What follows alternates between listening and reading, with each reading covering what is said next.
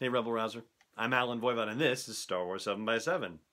And so here we are. It's official. Solo is out there for everyone to enjoy. And I just got back from checking it out with a couple of dozen of our friends locally here in our little hamlet in central New Hampshire.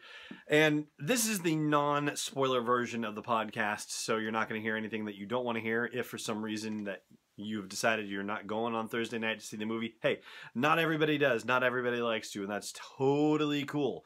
So what I'm going to tell you here, at least, is all the non-spoilery stuff that comes from my first reactions and the reactions of the folks around me. And then we'll do a separate podcast that goes into spoiler stuff and all that good stuff. But the first thing I want to share with you, one of my 7 takeaways from the Solo: A Star Wars Story premiere, is that there's something that we never really talked about with Larry Kasdan, and that's the fact that as far as his scripts go, he likes to write scripts that move, that just move. Famously, he said that The Force Awakens moves like a son of a gun, though he didn't say that exact phrase. And that absolutely was the case. And so when you try to analyze it in terms of, say, plot holes or anything like that, well, it's got so much narrative drive that you don't even think about it. Well, Solo: A Star Wars Story certainly bears a lot of resemblance to Kasdan's regular method of working in that regard. It is fast, and it is a thrill ride, to say the least. It is absolutely exhilarating to experience, quite honestly. And in fact, the second takeaway has to do with how the folks were reacting around me, all the folks that came with. Now, it was a spectrum of fans in terms of, some of them are like, well, Star Wars, I like, it's all right, whatever, I could take it or leave it, to some who were really excited about it, to even one person in our group who had never sat through a Star Wars movie in its entirety, and so tonight was a first for her. So that was rather remarkable, I should say, to be a part of. Anyway, once the end credits rolled, the youngest set, the elementary school set, turned to me and said, they have to make another one of these movies now. Was so thrilled with it that he wanted to see the next iteration of what a Han and Chewie movie would be. The teenage set was a little bit cooler about it, not necessarily as emotive about it, but did say that the train sequence is the sickest action sequence that they'd ever seen. And this is a group of kids who watch the Marvel movies, watch the DC movies, watch all the action movies, but the train sequence, coolest thing that they had seen on screen. I mean, that's saying something, I really think. Brainstormer Lonnie, who saw it with me, and if you don't know from Brainstormer Lonnie, that would be, of course, my wife and business partner. Well, she laughed throughout the whole movie, enjoyed the heck out of it. It was a great time for her. She's not nearly as deeply invested as Star Wars as I am, so the fact that she enjoyed herself and had a grand old time, well, I think that says something too. And building on that, it kind of rolls into my third takeaway from seeing Solo. And I've started reading the online reviews. I hadn't been reading them because I just, didn't want to run across something that I didn't want to yet run across. And I'm keeping that in mind as I'm doing this episode too, so don't worry. But the words that I saw being used to describe Solo, and particularly the script by the Kasdans and Ron Howard's direction, were very bland, I guess you would say. Solid, competent, unremarkable. Those kind of almost backhanded compliments, right? Just like, oh yeah, they did a good job, but, it wasn't really anything special. It was just, yeah, yeoman's work, and that's it. So the other thing too, also not exactly deep, or not, philosophically deep or anything like that. Well, for God's sake, why can't we have a Star Wars movie that isn't super deep, all right? I mean, I don't think that's a bad thing. I don't think that's a problem at all. In fact, it was a fun ride. And, why not have a fun ride? The Last Jedi was pretty heavy. I mean, it had its humorous moments, but, oh man, it also had a lot of deep and heavy moments too. Why can't we just have some fun with the Star Wars movie also? And this one was just wall-to-wall fun. It really was. And some of the reviewers almost talk about it like it's a bad thing that that's the case. Well, not so much. And, it's funny. I've seen headlines that say that it's the best reviewed Star Wars movie since The Last Jedi, which is hysterical because the last reviewed movie was The Last Jedi. And also headlines saying that it's the worst reviewed movie since the prequels. Well, you know what?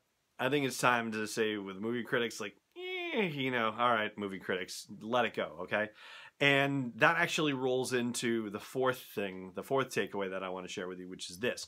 So there were some complaints about, well, why do we need this movie anyway? Like, do we really care about who Han Solo is as a young man before we see him in Star Wars in Mos Eisley's Cantina?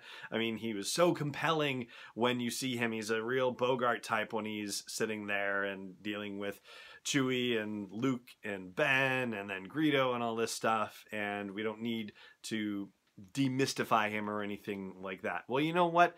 It's really funny because every critic who cites Humphrey Bogart as an inspiration for Han Solo's character and draws a line from Bogart to Han Solo, well, they all seem to be forgetting the fact that in the best movie of all time, or at least, what is often referred to as the best movie of all time, Casablanca, starring Humphrey Bogart, there are backstory scenes, there are flashback scenes where you get to see young Humphrey Bogart with young Ingrid Bergman, and you see how he became disillusioned. You see how they fell apart. And so how can you complain about the things that Solo decides to say? Like, A.O. Scott from the New York Times says it's like a filmed Wikipedia page, which is just awful. Like, what an awful thing to say.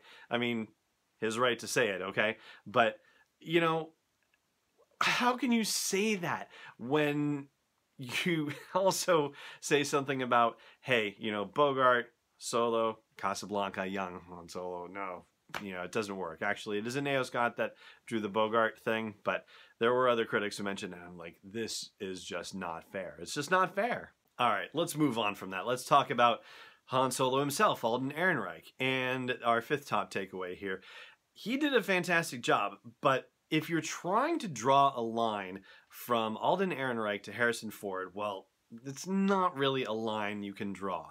And it's not really fair to do that to Alden Ehrenreich either. I mean, how many people are trying to draw a line from Sean Connery to Roger Moore to George Lazenby to Timothy Dalton to Pierce Brosnan to Daniel Craig? Like, it can't be done.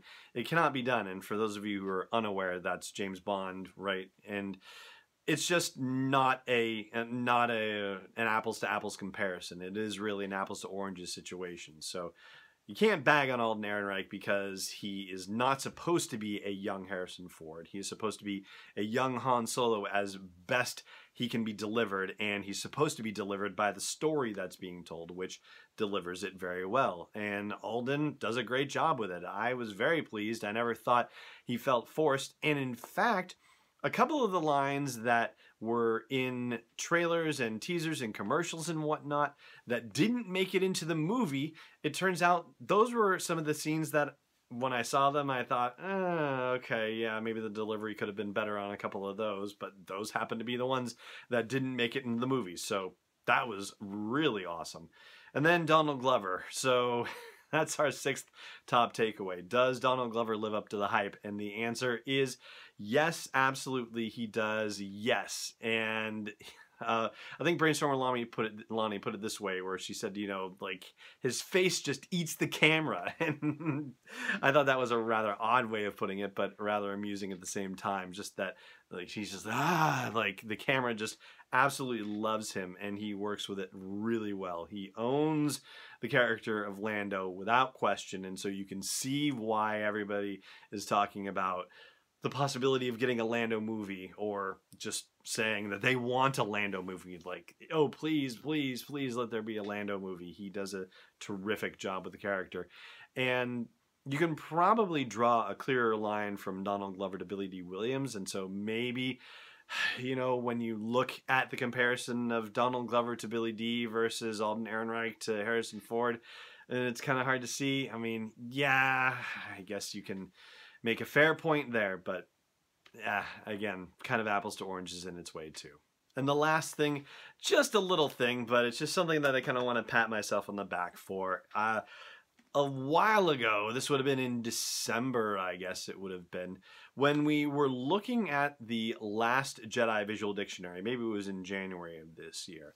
So because of the way that Lucasfilm has done things, and in particular Pablo Hidalgo from Story Group, they have dropped a hint or two inside the visual dictionary in the incredible cross sections about movies that are coming out at a later point. And in this case, it happened again, and I called it. I was flagging for you the name of a planet that would be Savareen, Savareen,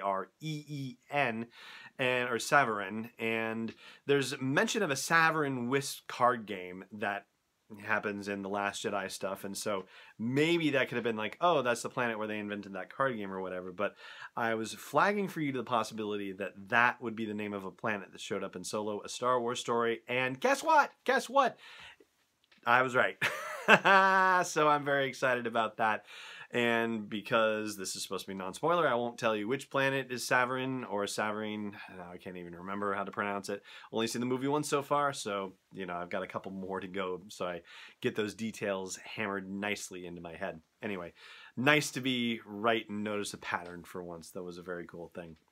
So that is going to do it for the non-spoiler reactions to Solo: A Star Wars Story. Again, there will be another episode that has spoiler-filled reactions to the movie, and so we'll flag that so that way you can decide to listen to it later or watch it later, so that way you get it when you want it.